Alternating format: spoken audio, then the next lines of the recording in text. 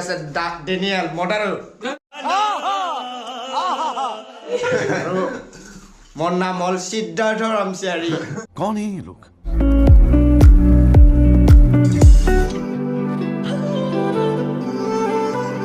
কি আছিল তো বিৰিয়ানী খালো আৰু কাৰী খালো মাংসৰ ভাবছিলো বিলটো আহিব 700 টকা ये जनरेशन का ना यही प्रॉब्लम है আহিল 1700 টকা মোৰ বহুত দুখ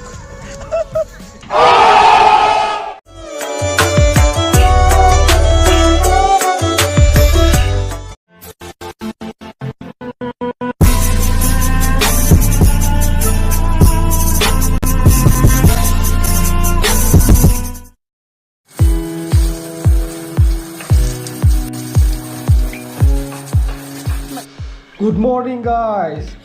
दा जोङो मिगि जाना लानिसै थाब-थाबनो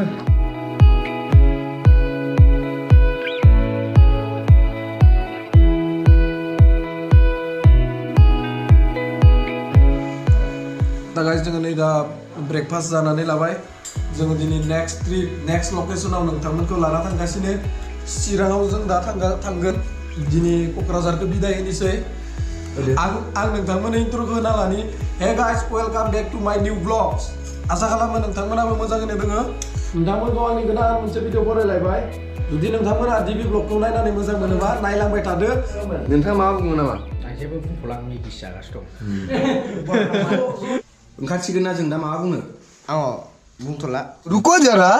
सबर करो नोंथाङालाय जेबो बुंथ'ला नोंथाङालाय आं मोनसेल' बाथ्रा बुंगोन गाइस नैबे जाबाय ब्र बेनि उनाव बेसानि बियो बिदा नोंथांमोननो सिनायथिबाय जों माने बिसानावनो साननै थाफैबाय दिनै जोङो दा टाइमा खैथासो जाखो दा टाइमा 11टा बेसेबां जाबाय 11टासो जाबाय दा जोङो थांसै चिराङाव जों दा महा हाबलांनो नागिरदों बाथौ खेरा रिसर्टआव অসমীয়া নানি আমি তো কোকৰাঝাৰ আহিলো বহুত এনজয় কৰিলো এই হিচাপে আমি বহুত ভাল লাগিছে এইফালে আছে আমাৰ ব্লগাৰ কি নাম আছিল ইয়াৰ ডেইডেন ডাঙৰীয়া আৰু এইফালে আছে মিল্কি ডাঙৰীয়া বিলিয়ন ডাঙৰীয়া মুস্কা ই হয় ডাঙৰীয়া নহয় আমাৰ লগত ক্লাছমেট আমাৰ অম্বেদকাৰ আছে এই আছে ডেনিয়েল মডাৰ আৰু মোৰ নাম হ'ল সিদ্ধাৰ্থ ৰামচিয়াৰী कौन है ये लोग कहां से आते हैं আমি তাই এটা জায়গাত যাম এটা জায়গাত নহয় ঠাইত যাম আমি ৰিজৰ্ট বোলে বহুত ধুনীয়া বোলে বহুত হাপিও দেখা পায় এই গতিকে আপোনালোকে আমাৰ লগত চাই থাকক ভাল লাগলি লাইক কমেণ্ট আৰু শ্বেয়াৰ কৰি দিয়ক ধন্যবাদ ओमफ्राय बिथांमोनाबो जोंबो गिदिंफाबाय बेरायफाबाय जोबोर गाहाम नांदों ब्र'मखौ बिथांमोनाबो खस्थ'बाबो जोंबो थांफादों उनाव आरो समफोरा मिलायलायोबा जोङो उनाव लोगो मोनलायफिनगोन ब्र'नाबो मोनसे चेनेल दोङो मानामोन ब्र' आमिस भाइब्स मा एगार माने आं माने ब्लगथ' माने आं ब्लगखौ लाजियो आरो आं सिनेमेटिक हगारगासिनो आरो केमेराबो बारा मोजां नङा मबाइलजोंनो बानायो आरो एसे खस्थ' जायो आंना नोंथांमोना एसे साबसक्राइब खालामना जाबाय नोंथांमोना ब्र'नि चेनेलखौ साबसक्राइब खालामना हो मोजां मोनोबा आरो लाइक शेयार कमेन्ट आङो स्क्रिनाव होना होगोन आरो लिंकखौ डेसक्रिपसनाव नोंथांमोना मोनगोन नायबानो जाबाय दा जोङो नै ब्र'लानिफ्राय ओंखारलांबाय थांसै नोंबो थांगानोसैबा दे माथो बानो जाबाय बरमायाव मोनबाथाय दे बाय सासे ब्र'आबो बिजनिनि इबो न'आव थांसिगोन आंनि बेगनि सेनखौ माबाना होलाय बोना होलाय नङा नैखो नै जाबाय मादि दसेनो सानफोरा बारलांगासिनो पात्ताखौनो मोनाखै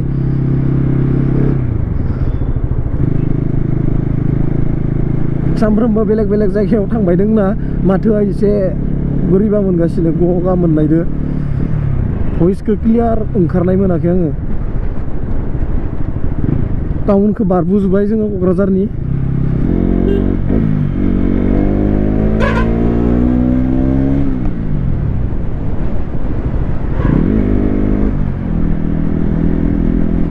कारिगावखिनियाव मोनसे रिजर्ट गोदान खुलिदों बेयाव जोङो हाबलांनो सानदों माबादि नायलांनोसै नोंथांमोननोबो देखायलांगोन आङो जोहोलाव दैमालु पार्क कारिगाव मोनफैबाय जों दा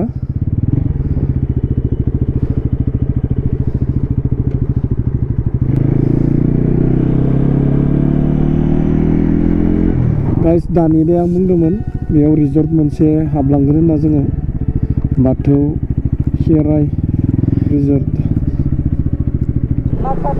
लालाय मास्क लालाय आंनोबो ला मोननै ला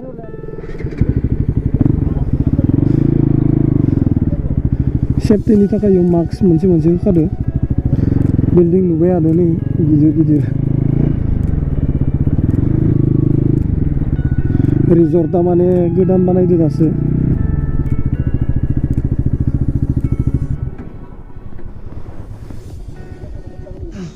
गाइस जोङो दा रिजर्टनि सिङाव हाबबाय रिजर्टआथ' गोदान खुलिदो बारा गोबावबो जायाखै रिजर्टनि नामा बाथौ खेराइ फेमिलि रिजर्ट बे रिजर्टआ माने सोब बर'नि ट्रेडिसनेलजों बानायजोबनाय नोंथांमोना आं दा फारसेनिफ्राय देखायलांगोन जिखिनि हायो नोंथांमोना नायलांबाय थाबानो जाबाय आरो फैनानै नायफै ओरैबादि मोजां जायगाया इयाव सब केबिननि नामानो बर'नि इन्सट्रुमेन्ट दामग्रा देग्रा आइजेंफोरनि नामजों दोनजोबनाय बेयाव नोंथांमोना नाम्बार 1 निफ्राय आं नोंथांमोननो देखायलांगोन सब बर'नि ट्रेडिसन गोजा आरो इयाव कालचारेल प्रग्राम नाइटआव जायो इनि उनाव इथिं स्टेज दोङो इयाव जग्रा दंजोबखायो हर थानो हागोन इयाव दा जाथ'वाखै कमप्लिट इयाव माने दा आरो हर थानो हानाय केपासिटिया जाथ'वाखै कमप्लिट जायाखै रिजर्टआ गोदान ना गुरथिं दोङो नै केबिनफोरा नामफोरखौ खोन्थालांनि आं इयाव बहुतटा केबिन दोङो नै केबिना ओरैबादि समायना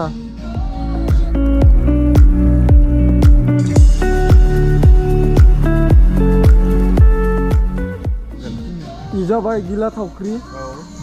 नैबे जाहैबाय 1 नाम्बार केबिन मैदांगुर वेलकाम टु मैदांगुर आं खनसे हाबना नायनि फार्स्ट केबिनखौ माबादि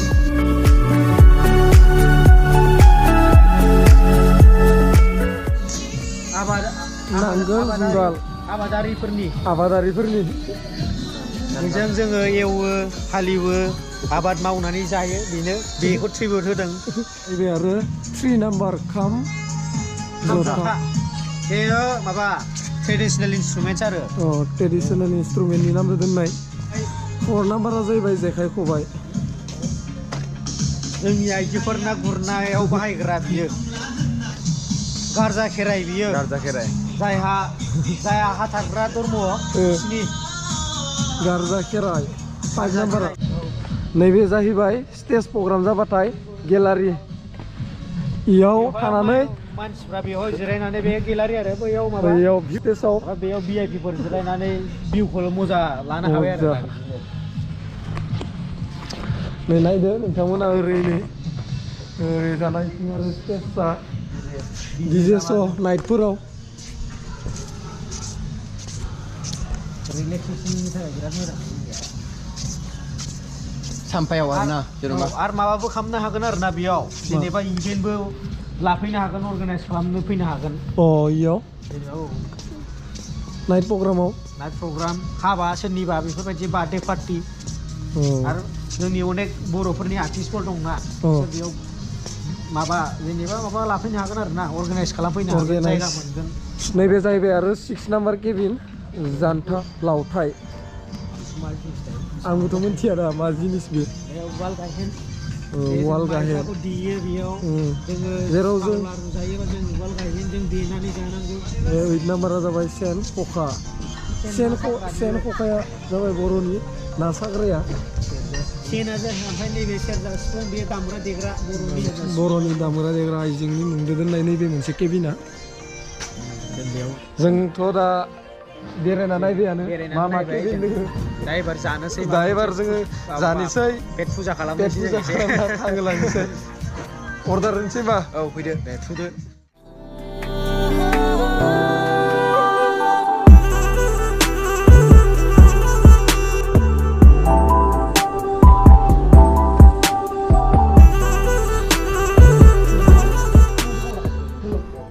सोरनि गावदि दङ थांबोलाय नोंजों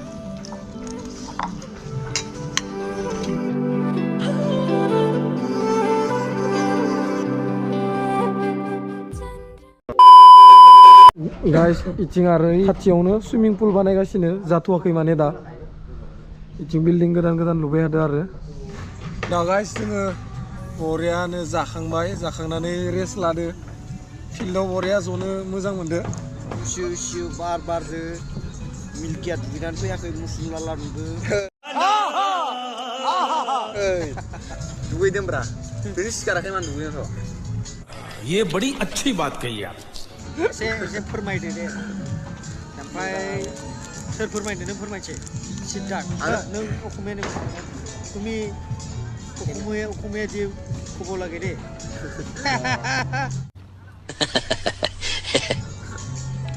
আইলু বহুত ঘুৰলো ৰিজৰ্ট খেনত খালো কি আছিল তো বিৰিয়ানী খালো আৰু কাৰী খালো মাংসৰ ভাবছিলো বিলটো আহিব 700 টকা তারা ये जनरेशन का ना यही प्रॉब्लम है আহিল 1700 টকা মোৰ বহুত দুখ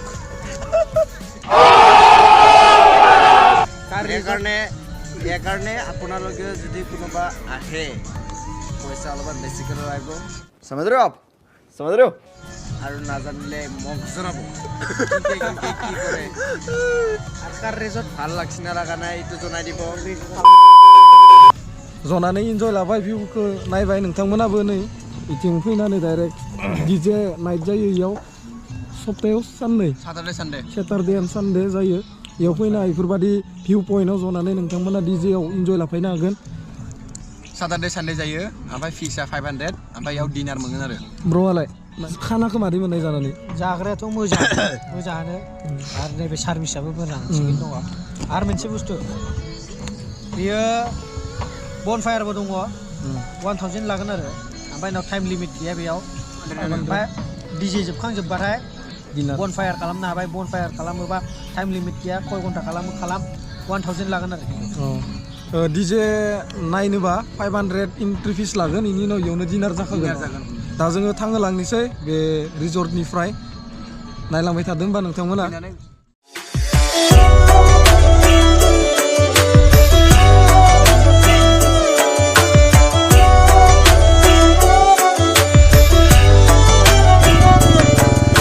रिजर्टनिफ्राय ओंखारबाय जों दा गाइस बाथौ खेराइ फेमिलि रिजर्ट जोबोर मोजां जायगाया ओमफ्राय जानायफोराबो मोजां बेयाव उनाव लागै गोबां माबा माबि फैबावगोन आंथ' दा मोनथिला मा जागोन बानायबायसो दं दा फैनानै मोजां नांदों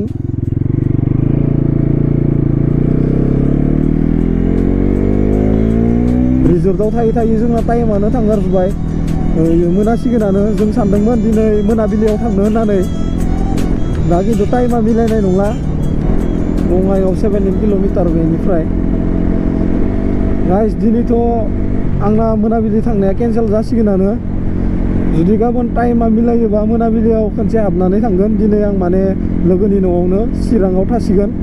ग'प्र'आबो आंना बारा चार्ज गैला गाइस दिनैनि भिडिअखौ आङो बेखिनियावनो फोजोबनोसै गाइस